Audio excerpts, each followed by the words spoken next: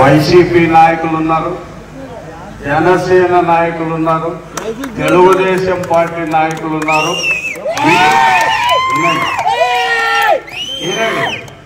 BJP నాయకులు ఉన్నారు, మిగతా కార్యకర్తలు ఉన్నారు. ప్రాణానికి స్నేహానికి ప్రాణం ఇచ్చే మనుషులు కూడా ఇక్కడ ఉన్నారు.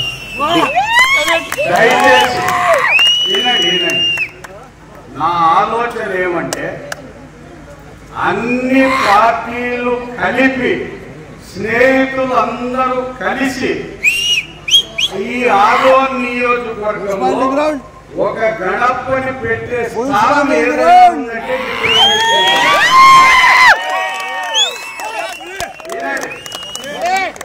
నా యొక్క సూచనను అనుకోండి, నా యొక్క సలహాన్ని అనుకోండి. ఎందుకంటే ఇక్కడ అంతా మిత్రమండలి వ్యాపారస్తులు అందరూ ఉన్నారు.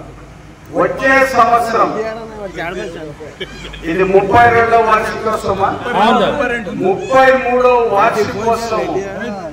అన్ని రాజకీయ పార్టీలు మిత్రమండలి సభ్యులు అందరూ కలిసి ఇదే పిరమిడ్ కేంద్రంలో ఘనంగా వినాయకుడిని పెడదామని నా యొక్క ఆలోచన సలహా.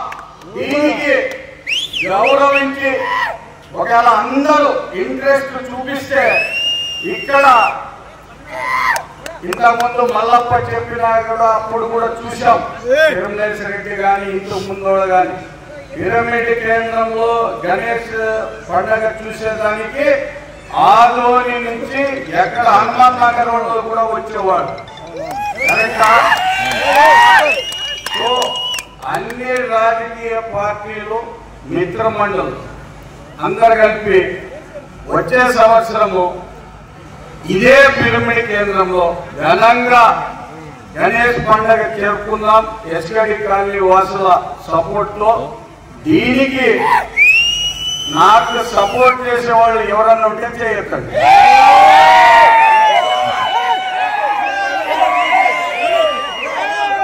ఖచ్చితంగా. ఎందుకంటే ఆదోనికి ఒక మెసేజ్ పంపించాలి. ఆదోనికి లేకోకుండా అందరు కలిసి కట్టుగా చేస్తామంటే మనకి ఇప్పుడే మన జనార్దన్ గౌడ్ గారు వచ్చే సంవత్సరం విగ్రహానికి నేనే ఇస్తాను.